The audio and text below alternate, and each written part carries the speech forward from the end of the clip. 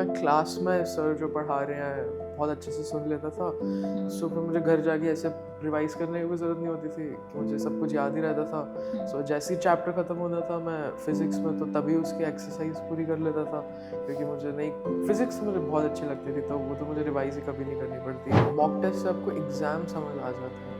जैसे आपने चैप्टर सारे पढ़े होते हैं, आपको थियरी सारी पढ़ी होती है, आपने सब कुछ करा होता है। जैसे जब आप माइनर्स टेस्ट देते हो हमारे, तो उसमें एक ही टॉपिक होता है, तो फिर आप एक ही सेट ऑफ फॉर्मूलाज या कुछ होता है, उससे सारे क्वेश्चन हो जाते हैं, तो बहुत जल्दी जल्दी हो जाते हैं।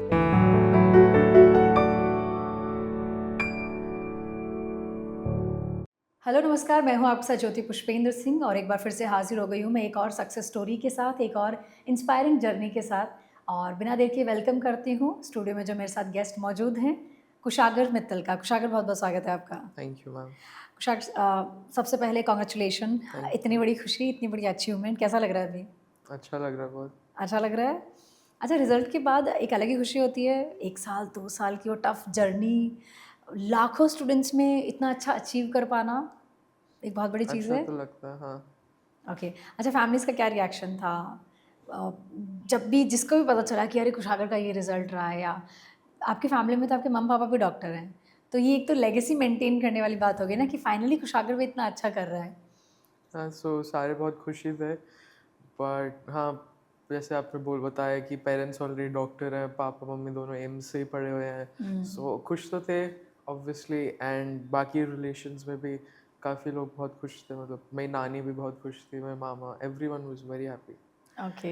अच्छा कुशागर, बचपन से आपने वो माहौल देखा है जो हम लोग सिर्फ़ सुनते हैं, या जैसे मैं किसी डॉक्टर फैमिली से नहीं हूँ। मैं जस्ट किसी डॉक्टर से मिलने तब जा रही हूँ जब मुझे नीड है या मेरी फैमिली में किसी को नीड है। अ, और हम उनको देख के ना बहुत अलग तरह का प्राउड फ़ील करते हैं। एक अपने आप में आई डोंट नो कैसे वो एक फ़ीलिंग होती है कि यार कितना अच्छा काम कर रहे हैं। वो लोगों को ट्रीट करते हैं, उन्हें ठीक करते हैं। तो ये फ़ीलिंग कैसी होती है? और आप तो बचपन से उसी माहौल में पले-बड़े हो, मतलब पापा-मम्मी दोनों ही हॉस्पिटल जा रहे हैं, आपको आए दिन केसेस के बारे में सुनने को मिल रहा है कि अभी ये हो रहा है, अभी वो हो रहा है।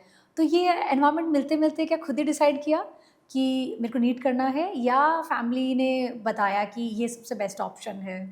नहीं, ऐसे फैमिली का कोई प्रेशर नहीं था। एंड सबसे पहले तो आपको लगता होगा कि सिंस आप डॉक्टर फैमिली से नहीं हो, बट मेरे लिए तो वो नॉर्मल ही था कि वो लोगों की हेल्प कर रहे हैं। सो मैं भी लोगों की स्कूल में जितना भी कर सकता था मैं भी हेल्प करता था, पढ़ाई में जैसे मर्जी हेल्प कर सकता हूँ। ओके। एंड उनका कोई ऐसे प्रेशर नहीं था कि मुझे डॉक्टर ही बनना है या यही करना है, मैंने खुद ही डिसाइड करा था। सबसे पहले मुझे फिजिसिस्ट बनना था, मतलब काफ़ी यंग एज से, आई मीन 7th 8th से आई डिसाइडेड कि मुझे फिजिसिस्ट बनना है। बट देन इंडिया में स्कोप नहीं है फिजिसिस्ट का ज़्यादा। सो उन मम्मा ने बोला अगर आपको बनना है तो आपको बाहर जाना पड़ेगा। एंड बाहर मैं घूम आया था, मुझे इतना अच्छा नहीं लगा। ओके, सो कहाँ मैंने घूम के आए थे? सो मैं यूरोप गया हुआ हूँ। पापा मम्मा की कॉन्फ्रेंसेस होती थी, तो उसमें यूरोप गया हुआ हूँ। फिर अब पापा के अवार्ड सेरेमनी के लिए एक बार यूएस भी गया था। ओके। सो काफ़ी बाहर घूमा था मैं, तो उसके बाद मुझे लगा कि नहीं, ये मेरे लिए नहीं है, मतलब इतना अच्छा नहीं है, इंडिया ही बेटर है। ओके। सो इसीलिए मुझे बाहर नहीं जाना था। सो देन इंडिया में रहने के लिए डॉक्टर बेस्ट था, बिकॉज फिजिसिस्ट मुझे इसलिए बना था कि मुझे प्रॉब्लम सॉल्व करना अच्छा लगता है, लोगों की हेल्प ओके। करते हुए प्रॉब्लम सॉल्व करना। सो इसलिए फिजिसिस्ट, क्योंकि फिजिक्स में बहुत सारी अनआंसर्ड प्रॉब्लम्स हैं। बट देन बायो में भी कैंसर जैसे क्योर नहीं है, ऐसे बहुत सारे डिजीजेज हैं जो अभी तक क्योर नहीं हुए। सो वो भी प्रॉब्लम्स ही हैं, उनको भी सॉल्व कर सकते हैं। सो इसलिए मैं फिर बन गया कि मैं डॉक्टर बन जाता हूँ। नाइस, मुझे बहुत अलग चीज़ पता चली आपसे, आप कुछ डिफरेंट करना चाह रहे हो। ओके। अच्छा कुशागर, ये जर्नी कैसे रही? लाइक अभी जब सब कुछ हो गया है, लाइक फाइनली वो इतनी टफ जर्नी, इतनी मेहनत, जो भी टाइम था वो सब कुछ हो चुका है। अभी क्या लगता है लाइक यार कितनी मुश्किल थी ये जर्नी, कितनी कितनी मुश्किल से चीज़ें हुई है? क्या कुछ कुछ ऐसा है जो याद आता है कि उफ़ हो गया है बस? नहीं, मतलब मेरे लिए कुछ थोड़ा डिफरेंट था बाकियों से, जो मैं सुनता हूँ नॉर्मली टॉपर्स से, वो तो कहते हैं हम बहुत पढ़ते थे, लेकिन मैं नहीं पढ़ पाता था उतना।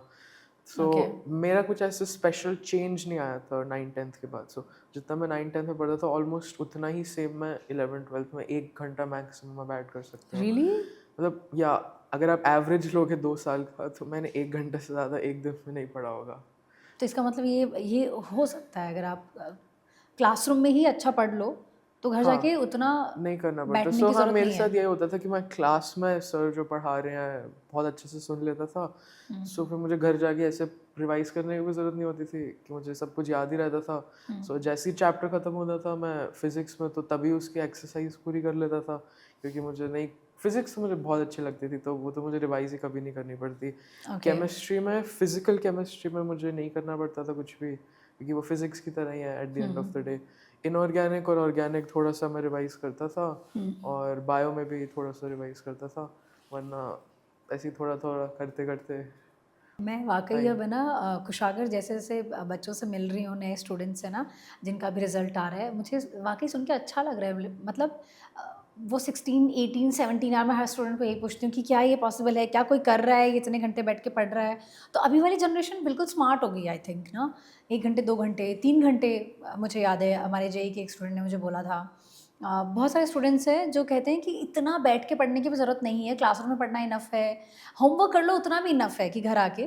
तो आई थिंक एक नई चीज़ है जो बाकी स्टूडेंट्स को भी पता होनी चाहिए कि अगर आप सही से क्लासरूम में पढ़ रहे हो तो घर आके ऐसे नहीं कोई 10 घंटे लगा के एक साथ एक ही बार में पढ़ने की ज़रूरत नहीं पड़ती है। ये तो ओके, अच्छा, आप अगर डिटेल से बताना चाहो स्टूडेंट्स को कि आप सब्जेक्ट को कैसे मैनेज करते थे, तीनों ही सब्जेक्ट को डिटेल से, और कौन से ऐसे टॉपिक्स हैं जिन पर आपको पता था कि यार इससे क्वेश्चन पूछे जा सकते हैं, इससे मोस्ट ऑफ द टाइम जो भी आपके पीवाईक्यूज आपने सॉल्व करे हैं उसमें पूछे गए हैं, वो कौन से थे? फिजिक्स, केमिस्ट्री और बायो, तीनों में ही? सो मैं ऐसे कभी ध्यान देता नहीं था कि कौन से चैप्टर से पूछे जा सकते हैं, या फिर मैं जैसे मार्क्स वेटेज लोग बोलते हैं ना कि ऐसे टाइप के आते हैं, मैंने कभी ध्यान नहीं दिया उसको कि एड तब तो गोल था कि 720 लाने हैं, तो उसके लिए तो हर क्वेश्चन ज़रूरी है, हर चीज़ पढ़ी होनी चाहिए। मैं तो वही फोकस करता था कि मुझे सारी चीज़ें पढ़ी होनी चाहिए, मुझे फ़र्क नहीं पड़ता था कि ये पूछा गया है बहुत बार, सो ये मैं एक्स्ट्रा पढ़ लेता हूँ, या ये कम पूछा गया है तो ये इस बार नहीं पूछेंगे तो मैं निगलेक्ट कर देता हूँ, ऐसा नहीं करता था मैं, सब कुछ पढ़ता था। ओके। और रिवाइज़ कम करता था, मैं ये मानता हूँ कि मतलब जैसे एक बार मैंने पढ़ लिया, सो उसको 1-2 बार मैक्सिमम, वरना कुछ चीज़ें तो सिर्फ एक ही बार पढ़ी हुई हैं। ओके। सो अब सब्जेक्ट वाइज तो फिज़िक्स में थियरी तो मैं बहुत कम पढ़ता था, सो इट वाज़ जस्ट कि क्लास में मैंने सुन लिया, जो सर पढ़ा रहे हैं क्लास में ही सोच लिया, मतलब कि सोचना भी फिज़िक्स में आपको इमेजिन करना आना चाहिए ना, तभी आप कर सकते हो। तो क्लास में सर के साथ साथ पढ़ते पढ़ते इमेजिन हो जाता था। फिर थोड़े दिनों बाद या फिर जब एग्ज़ाम आ रहा होता था तब बस मैं एक बार एनसीईआरटी पढ़ लेता था, कि एनसीईआरटी से आपकी अंडरस्टैंडिंग बेटर हो जाती है, कि वो इंग्लिश ऐसी लिखते हैं कि समझ आ जाता है, मतलब जैसे ओके। क्लास में जब एक्सप्लेन करते हैं तो वो हिंदी में करते हैं कि बच्चों को समझ आ जाए, वो तो वो उतना डिटेल में, और डिटेल में तो होता ही है, मतलब एक रिफाइंड वे में नहीं होता। सो एनसीईआरटी में आपको वो रिफाइंड वे में मिल जाता है, सो इसलिए मैं एनसीईआरटी पढ़ लेता था। सो और क्वेश्चन मॉड्यूल से क्वेश्चंस तो जैसे जिस दिन चैप्टर ख़त्म होता था उस दिन सर क्लास में ही बोल देते थे, तो तभी कर लेता था मैं, कुछ ऐसे रिवाइज करने की ज़रूरत नहीं पड़ती थी। फिर केमिस्ट्री में, फिज़िकल में सेम फिज़िक्स का ही वाला होता था। ऑर्गेनिक भी सिर्फ एक ही बार पढ़ता था मैं घर जाके, मतलब तभी नहीं, जैसे क्लास हो गया सुन लिया, फिर जब चैप्टर पूरा हुआ तब एक बार पढ़ लिया बस, एनसीईआरटी से, नोट से, मॉड्यूल से रिएक्शंस एक बार देख ली, तो बस फिर क्वेश्चंस ही होते थे, और फिर छोड़ देता, मतलब हो गया चैप्टर पूरा। एंड इनऑर्गेनिक मुझे थोड़ी 2-3 बार रिवाइज करनी पड़ती थी, क्योंकि उसमें कुछ, मतलब कुछ टॉपिक्स मुझे 2-3 बार पढ़ने पड़ते थे कि वो मैं भूल जाता था, वरना ऐसा ही होता था उसका भी। एंड बायो पढ़नी पड़ती थी मुझे, क्योंकि उसमें याद बहुत सारा करना होता है, तो मेन जो एनसीईआरटी की चीज़ें होती थी और मेन होती थी वो तो सारी याद रहती थी, जो हमें क्लास में थोड़ा एक्स्ट्रा पढ़ाते हैं, मॉड्यूल्स में थोड़ा एक्स्ट्रा दिया होता है, अजीब अजीब से फैक्ट्स जो दिए होते हैं वो एक बार रिवाइज करने पड़ते थे, वरना तो ऐसे ही था उसका भी। अच्छा, वो तीनों सब्जेक्ट्स में से सबसे ज़्यादा किसको पढ़ने में मज़ा आता है? फिज़िक्स। फिज़िक्स ना, मुझे वही लग रहा था, शुरू में भी आपने 1-2 बार मेंशन किया कि मुझे फ़िज़िक्स पढ़ने में ज़्यादा अच्छा लगता है। ओके, अच्छा, आप डाउट्स आते थे तब क्या करते थे? और क्लासरूम में क्योंकि जब नया-नया बच्चा आना शुरू होता है, और अगर आपकी क्लास में देखें कि हर कोई स्टूडेंट ही अच्छा कर रहा है पढ़ने में ना, तो क्या हेजिटेशन होता है कि यार मैं इतना बेसिक सवाल मेरे को नहीं समझ आ रहा है, या इतना बेसिक डाउट मैं पूछूँगा तो क्या क्या मुझे जज करेंगे क्या? आज तक ऐसा कभी हुआ नहीं मेरे साथ। अच्छा। मतलब मुझे तो नहीं लगता था कि मेरा ये बिलीफ है कि कोई भी क्वेश्चन बहुत बेसिक नहीं होता, ओके, क्वेश्चन नाइस। क्वेश्चन ही होता है। सो मेरी क्लास में, मतलब मुझे ऐसे डाउट्स यूजुअली आते नहीं थे। सो जो मेरे डाउट्स होते थे वो थोड़े से कॉम्प्लिकेटेड, जैसे फिजिक्स की बात करें तो इसमें थोड़े से कॉम्प्लिकेटेड होता है, जैसे अगर मैं सर से वो पूछता था उनको भी सोचना पड़ता था। जो नीट लेवल के क्वेश्चंस होते हैं उसमें आई डोंट थिंक मुझे अभी तक कोई भी ज़्यादा एक दो के अलावा डाउट आया था जो मैं कभी कभी जेई के या फिर थोड़े एडवांस प्रॉब्लम्स करता था उसमें आते थे, तो वो सर थोड़ा सोच के बता देते थे। सो मतलब ऐसा कुछ नहीं था कि जैसे आप कह रहे हो ना डम डाउट्स, वो ऐसे कभी आया नहीं मुझे। ओके। बायो में भी रेयरली डाउट्स आते थे, मतलब डाउट्स मुझे इतने नहीं आते थे, सो बहुत कम आते थे, और जो भी आते थे वो थोड़े अच्छे लेवल के ही होते थे। तो ओके। ऐसे एक बार मेरे केमिस्ट्री सर ने मुझे बोला था कि कभी तो कोई आसान क्वेश्चन पूछ ले। सो ऐसे ओके, ही होता क्लास में था। ऐसे बोला था। क्लास में नहीं, मतलब मैं उन्नसे पर्सनली जब जैसे बताया ओके। ना कि मैं थोड़े मुश्किल से होते थे, मुझे सोचना पड़ता था, तो इसलिए कहते थे क्लास के बाद पूछना। ओके। सो जब मैं उनसे पूछता था तो उन्होंने एक बार बोला था मुझे, कभी तो आसान पूछ लिया करो। अच्छा, इतनी लंबी जर्नी में फैकल्टीज़ के साथ अच्छा बॉन्ड बन जाता है और वो बहुत अच्छे से जानने भी लग जाते हैं ना एक स्टूडेंट को, कौन कैसा है ना? आपका मोस्टली कौन से सब्जेक्ट के फैकल्टी के साथ अच्छा बॉन्ड था और लाइक क्या कहोगे? सबके साथ ही था मेरा अच्छा, मतलब सबके साथ ही अच्छा बॉन्ड था। जैसे बीच में हमारे में थोड़ी सी प्रॉब्लम भी आई थी कि टीचर्स चेंज हुए थे या फिर एक टीचर बीमार पड़ गए थे, वो थोड़े दिन के लिए आए नहीं थे क्लास। सो फिर भी सबके साथ ही अच्छा बॉन्ड था, मतलब ऐसे कोई ओके। एक कोई स्पेशल नहीं था, सबके साथ ही काफ़ी अच्छा था। ओके। अच्छा, मॉक टेस्ट कैसे हेल्प करते हैं एक स्टूडेंट को? क्योंकि सबसे ज़्यादा आई थिंक हमने स्टूडेंट से यही सुना है, मॉक टेस्ट के बाद मुझे ये पता चला, मॉक टेस्ट के बाद मुझे वो पता चला कि मैं यहाँ लैग कर रहा हूँ, मुझे ये अच्छा करना चाहिए, मुझे इस पे ज़्यादा काम करना चाहिए। तो मॉक टेस्ट आपकी जर्नी में कितना इंपॉर्टेंट रोल प्ले करते हैं? मतलब बहुत ज़्यादा इम्पोर्टेंट तो मैं नहीं बोलूँगा, बट मॉक टेस्ट से आपको एग्ज़ाम समझ आ जाता है। जैसे आपने चैप्टर सारे पढ़े होते हैं, आपको थियरी सारी पढ़ी होती है, आपने सब कुछ करा होता है।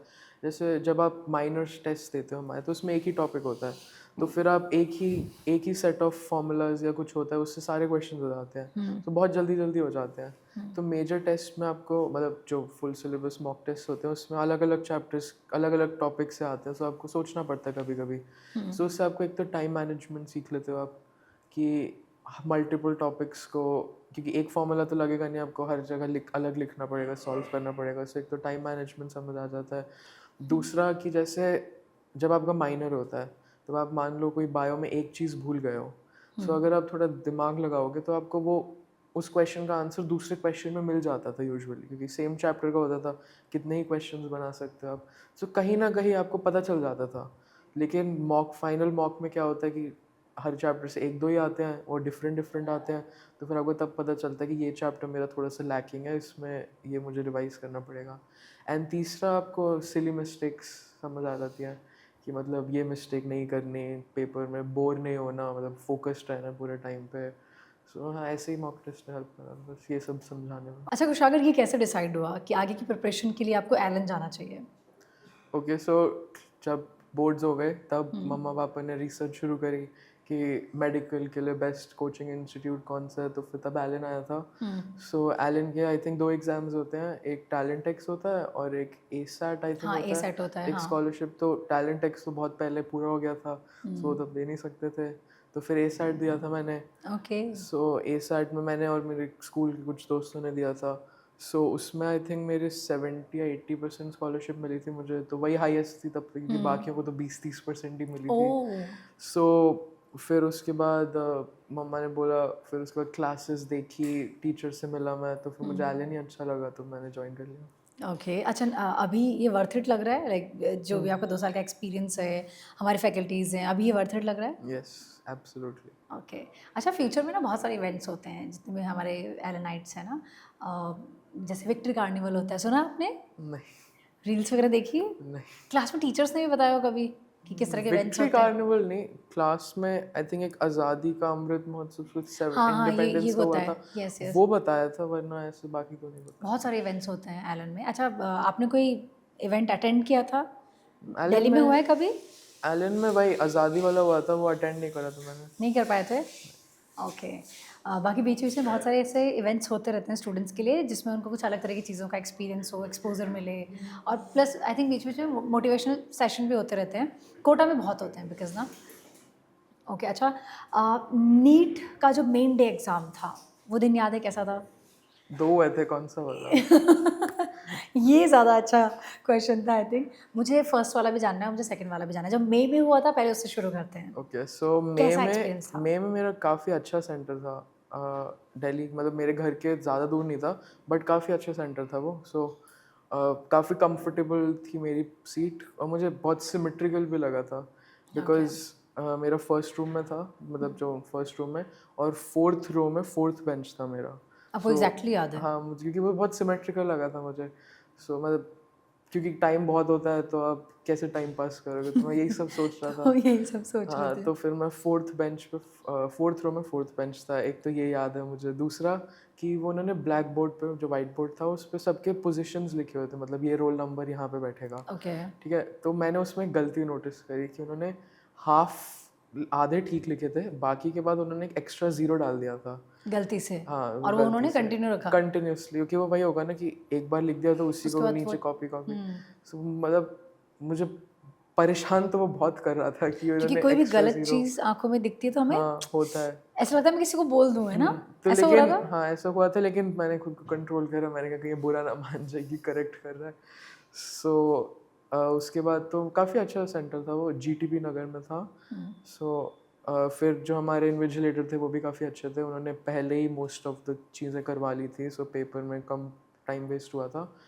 एंड देन एक मुझे इंसिडेंट याद है कि जब आप OMR रोल नंबर भर रहा था तब वहाँ पे इतनी तेज़ हवा चली कि जो मेरे साथ का दरवाज़ा था वो बैंग से बंद हुआ, तो उससे मैं थोड़ा स्टार्टल हो गया था।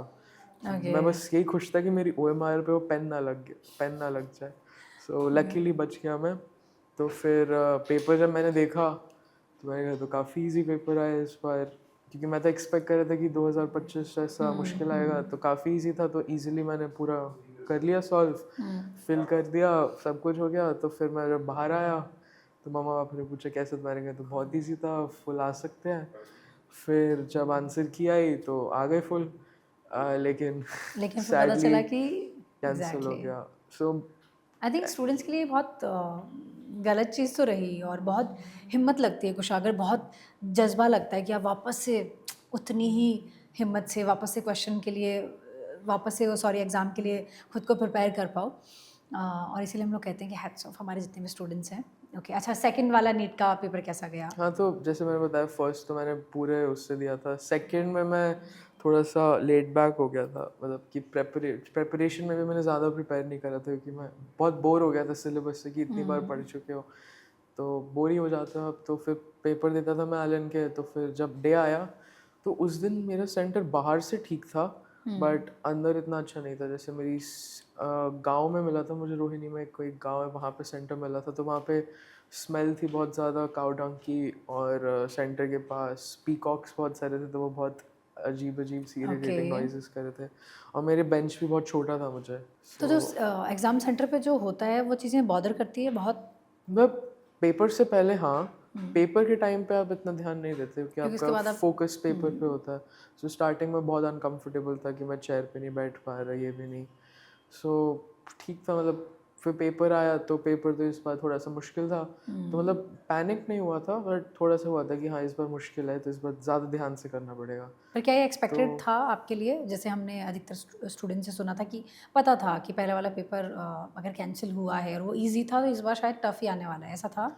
मैंने ऐसे कुछ मतलब सोचा नहीं था मैंने ज़्यादा, पहले वाले के लिए सोचा था कि मुश्किल आएगा आसान आएगा, दूसरे वाले के लिए इतना सोचा नहीं था, क्योंकि दूसरे की प्रिपरेशन मैंने करी ही ऐसे थी कि अगर मुश्किल आए तो मैं कर सकूँ। तो मैंने प्रिपरेशन में एडवांस्ड के पिछले पेपर्स करे थे फिज़िक्स केमिस्ट्री के लिए, तो वही मेरी मोस्टली प्रिपरेशन वही थी इसके लिए, तो इतना बॉदर नहीं था मैं कि मुश्किल आए आसान आए। ओके। सो बस वो होता है ना थोड़ा सा कि फोकस अब ज़्यादा लगेगा, थोड़ा सा मुश्किल है तो सोचना ज़्यादा पड़ेगा। ओके। सो आई थिंक उसके चक्कर में थोड़ी सी ओवर थिंकिंग कर दी मैंने कुछ क्वेश्चंस में, तो वही ओके। गलत हुआ मेरे। तो नीट तो आपने कुछ अगर अचीव कर ही लिया है, लेकिन इसके अलावा क्या क्या किया है? लाइक जेई भी दिया है, हाँ मैंने जेई मेंस ओलंपियाड्स दिया भी था। दिए? ओलंपियाड्स एक्चुअली क्या हुआ, मुझे मेरे दोस्तों ने बताया कि रजिस्ट्रेशन आ गई है, तो मैंने बोला मैं थोड़े दिन में कर लूँगा, तो जब मैं करने बैठा तब उसकी डेट निकल गई, तो मैं डेट उससे ओलंपियाड्स पहले नहीं दे दिए हैं? पाया। मुझ मतलब कभी भी दिए हैं? को नेशनल ओलंपियाड जैसे इंडिया करवाते स्टेट वो लेवल नहीं, के या नेशनल लेवल के? उसके दिया मैंने सिल्वर जोन और SOF। ओके। सो 11th 12th मैंने SOF का दिया था, दोनों में फर्स्ट आया था मैं, और साइंस का ही दिया था, उसमें ओके। फर्स्ट आया था मैं 11th में भी 12th में भी। नाइस। एंड 9th में मैंने MVPP दिया था एक, ये क्या होता है? दिल्ली का एग्ज़ाम होता है एक, मतलब मुझे फुल फॉर्म तो अब याद भी नहीं है। ओके। मुख्यमंत्री करके कुछ एग्ज़ाम होता है, सो उसमें ऐसा होता है कि टॉप 1000 को अब 5000 रुपीज़ मिलते हैं। सो वो मेरा पहला एग्ज़ाम था, जैसे होता नहीं है कि OMR भरनी है पूरी 3 घंटे बैठ के 200 क्वेश्चन सॉल्व करने हैं, तो वैसा पेपर मेरा पहली बार था। मैं तो कभी करा नहीं था, सो लास्ट में आते आते मैं थोड़ा बहुत थक गया था, तो मैं कर ही नहीं पाया था लास्ट के हाफ एन आवर के हाफ एन आवर 45 मिनट्स। सो मतलब मैं बहुत थक गया, एग्जॉस्ट हो चुका था, मैं कुछ कर ही नहीं पाया, बट लकीली फिर भी मुझे मिल गए 5000। वो पहला अमाउंट एक तरह से रिवॉर्ड के रूप में जब मिला, वो कैसा फीलिंग होता है? मतलब तुम्हारे एज ग्रुप के स्टूडेंट के लिए उस टाइम पे, जैसे हम लोग भी सुनते हैं ना, हमारे डायरेक्टर सर से सबसे ही सुनते हैं, फैकल्टीज से भी, कि बच्चों को ना शाबाशी की बड़ी नीड होती है, और अगर उसमें रिवॉर्ड में कुछ मनी ऐड हो जाए, स्कॉलरशिप ऐड हो जाए, तो उनको लगता है कि यार मैंने कुछ किया है, मैं और अच्छा कर सकता हूँ। ऐसा कुछ हुआ उस टाइम पे फील? एक्चुअली ना उसका जो अवार्ड मने वो 2-3 साल बाद मिला मुझे। ओके। क्योंकि ओके। गवर्नमेंट एग्ज़ाम था, सो ओके। बहुत बार तो तब तो खुश बहुत हुआ था मैं कि कैसे करके कुछ मिल तो गया, लेकिन तब बहुत साल हो गए थे जब वो एक्चुअली आए। अच्छा, कुशागर, आपको किसने बताया कि आप बहुत ज़्यादा ऑनेस्ट हो? बताया किसी ने? नहीं। बोला क्या किसी ने? मेरे इस इंटरव्यू में मुझे थ्रू आउट इंटरव्यू यही लगा कि लाइक आप आप बहुत ज़्यादा ऑनेस्ट हो। आई थिंक आपने हर चीज़ ना जो एज इट इज़ थी वैसी कैसी बता दी है। नहीं, वो अमाउंट मिला ही नहीं है। एक्चुअली जो ओके। फेक करना होता है वो मैं डिबेट्स में करता था। डिबेट्स करना पसंद है आपको? हाँ, मैं कब स्टार्ट प्रे- किया था? और मैं तो बहुत पहले, आई थिंक 9th, हमारे स्कूल में 9th में ना, 10th में एक हिंदी डिबेट होता है स्कूल का, बहुत फेमस है वो। लाल बहादुर शास्त्री, मतलब मुझे एग्जैक्ट नाम नहीं याद, बट बहुत, उसको हम स्कूल में अनुभूति बोलते हैं। सो हिंदी डिबेट है वो एक, तो वो बहुत वो हुआ था सबसे पहला, मतलब school level, inter school level तो डिबेट। डिबेट्स कैसे होते हैं? कोई टॉपिक मिलता है कि इस पे हाँ, आपको तो करना है? आपको जैसे जब 10th में करा था मैंने हिंदी वाला, तो उसमें तो प्रायर टॉपिक मिला हुआ था सबको, सारी टीम्स उसी टॉपिक पे बोलती हैं, और मार्क्स देते हैं जजेस, और जीत जो जिसके हाईएस्ट मार्क्स होते हैं। तो वो मैं 10th में हिंदी डिबेट में मैं जीत गया था, सो फर्स्ट आया था मैं उसमें। सो उसके बाद मैंने एक कोरोना में जब ऑनलाइन होता था तब एक ऑनलाइन डिबेट करा था, वो आई थिंक माउंट कार्मल ने होस्ट करा था। सो उसमें सेकंड आया था मैं, लेकिन उसका सर्टिफिकेट मुझे आज तक नहीं मिला। क्यों?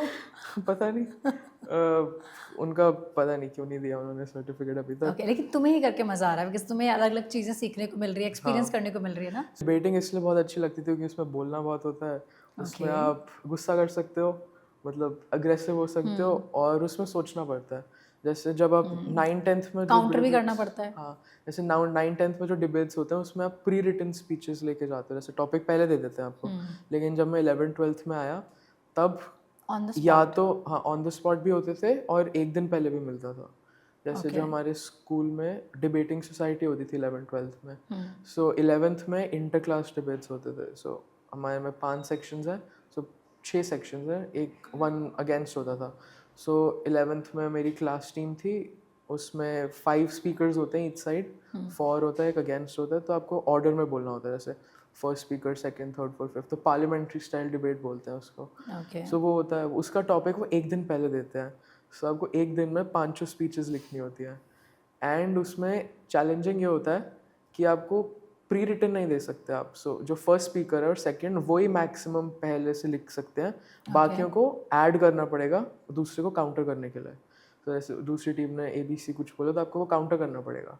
सो जो फिफ्थ स्पीकर होता है लास्ट, उसकी पूरी स्पीच ही वहाँ पे लिखनी पड़ती है जब बाकी बोल रहे होते हैं, क्योंकि उसको पूरा ही काउंटर करना होता है दूसरी साइड को। तो ओके। फिफ्थ स्पीकर बनने में बहुत मज़ा आता है। तो आपने किया ये मैंने एक्सपीरियंस? मैं जब 11th में था तब मैं सेकंड या फर्स्ट, सेकंड या थर्ड जाता था, तब मैं लास्ट नहीं जाता था। लेकिन जब 12th में आए, 12th में उन्होंने थोड़ा चेंज कर दिया। उन्होंने बोला आप हम टीम्स बना के देंगे आपको, क्लास वाइज नहीं करेंगे। ओके। सो मैं थोड़ा इस्टेब्लिश डिबेटर हो गया था स्कूल में। सो फिर मेरी चॉइस थी, तो मैं गया था फिफ्थ स्पीकर। 12th मैंने हर डिबेट में फिफ्थ स्पीकर ही गया था मैं। ओके, अब तो मुझे पूछने में बड़ा मज़ा आ रहा है, इसके अलावा क्या-क्या किया है? मैंने काफ़ी डिबेट्स करे। मैं चंडीगढ़ गया था लास्ट 12th में, चंडीगढ़ गया था मैं एक नेशनल डिबेट के लिए, एंड मैंने क्विज़ेस भी करी हैं बहुत सारी। जैसे एक इंडियन एग्रीकल्चरल रिसर्च इंस्टीट्यूट की क्विज़ थी, उसमें भी मैं सेकंड आया था। एंड स्पोर्ट्स भी बहुत करा मैंने जैसे स्कूल कि? में, क्रिकेट स्कूल में हमारे इंटर ओह क्लास होते हैं हमारे क्रिकेट के, तो मैं क्रिकेट इंटर क्लास में 11-12 दोनों में क्या गया करना था। पसंद है, बैटिंग या बॉलिंग? बैटिंग और कीपिंग। ओके। ओके। और फिर मैं कभी कभी टेबल टेनिस भी खेलता था। वो तो घर पे ही मतलब घर के पास एक अकेडमी है, कभी टेबल टेनिस के लिए चला गया। फिर लास्ट में जाके एक स्पोर्ट आया था पिकल बॉल करके, अगर आपने सुना। यस तो वो यस। मेरे मामा के साथ मैं बहुत खेलने जाता था पिकल बॉल। तो आपने, मुझे ऐसा लगता है कि लाइक पढ़ाई भी की है, मस्ती भी की है, और स्पोर्ट्स में भी बहुत सारी ऐसी चीज़ें हैं जो आपने एक्सप्लोर किया है, एक्टिविटी बहुत सारी की है ना। आई थिंक पूरी एक स्कूल कोचिंग और बहुत मिक्स जर्नी चाहिए, है ना। लेकिन तुम्हें बहुत कुछ अपने बचपन की चीज़ें फ्यूचर में याद रहने वाली है कि मैंने ये भी एक्सपीरियंस किया है, मैंने वो भी किया है। हाँ स्विमिंग भी आती है? हाँ, मैं एक्चुअली काफ़ी अच्छी स्विमिंग करता था, लेकिन मैं जब यूएस गया था तो वहाँ से मुझे एक एलर्जी हो गई क्लोरीन से। ओके। सो उसकी वजह से मुझे बहुत कम करना पड़ा स्विमिंग। जैसे मैं स्कूल टीम में था पहले, लेकिन उसके बाद मुझे क्विट करना पड़ा क्योंकि स्कूल टीम में आपको प्रैक्टिस बहुत करनी पड़ती है। सो मैं नहीं कर सकता था क्योंकि मुझे बहुत ज़्यादा एलर्जीज हो जाती थी। सो इसलिए मुझे स्विमिंग कट डाउन करना पड़ा। करता था कभी कभी स्कूल में स्विमिंग, लेकिन बहुत कट डाउन करना पड़ गया था मुझे। Okay, thank you so much Kushagra यहाँ आने के लिए। और सच में मैंने बहुत इन्जॉय किया आपसे बात करना, और शुरू में ही आपने इतना कुछ गाइड कर दिया, और जो जेन्युइन आपने अपनी जर्नी शेयर की है, बहुत सारे स्टूडेंट्स में भी आपसे रिलेट फील करें, क्योंकि बहुत सारे स्टूडेंट्स ऐसे होते हैं जिनको ना बहुत देर तक बैठ के पढ़ना पसंद नहीं है। मतलब होते हैं ना कि यार मुझे नहीं मज़ा आ रहा है मैं 4 घंटे बैठ के पढूं। तो आप उनमें से एक हो आई थिंक, जो खुद ही बोल रहे हैं कि यार मैं क्लासरूम में पढ़ लेता हूँ, मैं बहुत देर तक एक जगह बैठ के नहीं पढ़ता हूँ, मैं समझ लेता हूँ, या मैं अपने अपने तरीके हैं आपके। अगर आप अपनी तरफ से एडवाइस करो नीट एस्पिरेंट्स को जो फ्यूचर में टारगेट कर रहे हो 2027 को, उन्हें आप क्या एडवाइस करोगे? जो आपको ठीक लगता है वही करना चाहिए।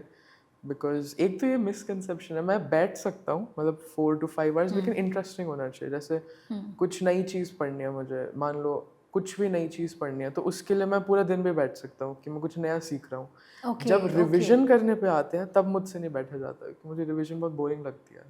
रिवीजन बोरिंग बहुत लगता बोरिंग है। लगता है, मतलब ऑलरेडी पढ़ा हुआ है, क्यों पढ़ना है फिर से। तो यही थॉट्स आते हैं जब मैं रिवाइज कर ओके रहा होता हूँ।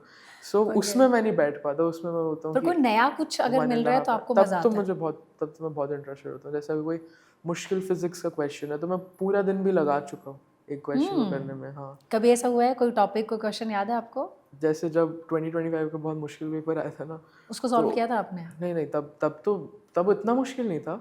तब मैंने मम्मा को बोला कि अब देखो मुश्किल आ रहा है तो मुझे अब आप जेई और ये सब करने दो। तो फिर तब मैंने पाथ फाइंडर खरीदी थी।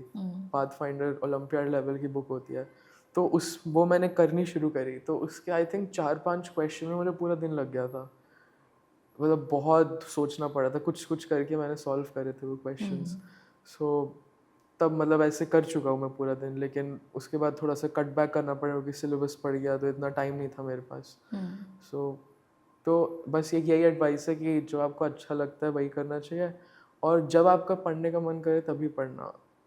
जैसे अगर आपको नींद आ रही है, आपका भी पढ़ने का मन नहीं है, आपको कुछ खेलने का मन है या फिर कुछ भी और करने का मन है, तो पहले वो कर लो। जब आपको पढ़ने का मन करे तभी पढ़ने बैठा करो। ओके, चलिए लास्ट में एक रैपिड फायर खेलते हैं, है ना। ऑल्दो मेरे पास कुछ क्वेश्चंस नहीं है, बट मैं सोच रही हूँ मैं मन से कुछ तो पूछ ही लूँगी। ओके, क्विक आंसर करने हैं आपको। अगर डॉक्टर नहीं होते तो कुशागर आज क्या होते, क्या कर रहे होते? फिजिसिस्ट। ओके, अर्ली बर्ड हो या नाइट आउल, कब पढ़ना पसंद करते हो, क्या प्रेफरेंस है? नीदर, मतलब बीच में, सुबह सुबह भी नहीं, बहुत रात को भी नहीं, बीच में। उसको क्या कहते हैं मुझे भी नहीं हाँ, पता है। मुझे भी नहीं पता। ओके, फेवरेट फूड क्या है? Pasta. Pasta. Okay, mummy papa में से ज़्यादा किससे अटैच हो, या ज़्यादा किससे डांट खाई है, दोनों में से कोई भी आंसर करना चाहो? मैं दोनों से ही डांट बहुत खाई है, मार भी बहुत पड़ी है मुझे। ओके। और मैं दोनों से अटैच्ड हूँ बट डिफरेंट वेज में। मतलब जैसे मम्मा के साथ होता है, पापा के साथ मोर इंटेलेक्चुअली, कि वो मतलब जैसे बाकी अपने पॉलिटिक्स वगैरह से बात करते हैं, मैं उससे बात नहीं करता। जैसे पापा अपनी सर्जरी के बारे में कभी कभी बता रहे होते हैं, कभी कभी मैं उनसे कोई साइंस का फैक्ट ऐसे डिस्कस करता हूँ। सो वो वैसे वाले अटैच टू मैं, कि उनसे मैं इंटेलेक्चुअल बातें करता हूँ, मम्मा के साथ खेलना वेलना वो सब। Okay, NEET journey in one word. मुश्किल है ये आंसर इतना? ठीक, बहुत मुश्किल है 1 वर्ड में। Unique I guess. Unique. Okay, unique. Allen के साथ कैसा एक्सपीरियंस रहा, लाइक एलन क्या है आपके लिए? Third home in a way, third? Home जैसे स्कूल को सेकंड होम रियली लोग इतना बोलते हैं। कंफर्ट जोन मिल जाता है? हाँ, मैं हमारे मतलब बैच में और टीचर्स में था। नाइस, मुझे एक नया नाम पता चला। मैंने आइलैंड को जब भी किसी स्टूडेंट को पूछा है कि वन वर्ड में बताओ या क्या कहोगे, तो लोग बोलते हैं इमोशन, कोई बोलता है टफ जर्नी, या कुछ कुछ वर्ड्स मिलते हैं, लेकिन थर्ड होम मतलब बिल्कुल डिफरेंट है। Okay, thank you so much Kushagra यहाँ आने के लिए, हमारे साथ अपनी ऑनेस्ट जर्नी शेयर करने के लिए। मैं सच में बहुत मज़ा आया आपसे बात करके और आपके बारे में जान के। होपफुली हम फ्यूचर में मिलेंगे और Hopefully. होपफुली आप और अच्छा करो लाइफ में, अपने पेरेंट्स का, टीचर्स का नाम रोशन करो। Thank you so much. Thank you.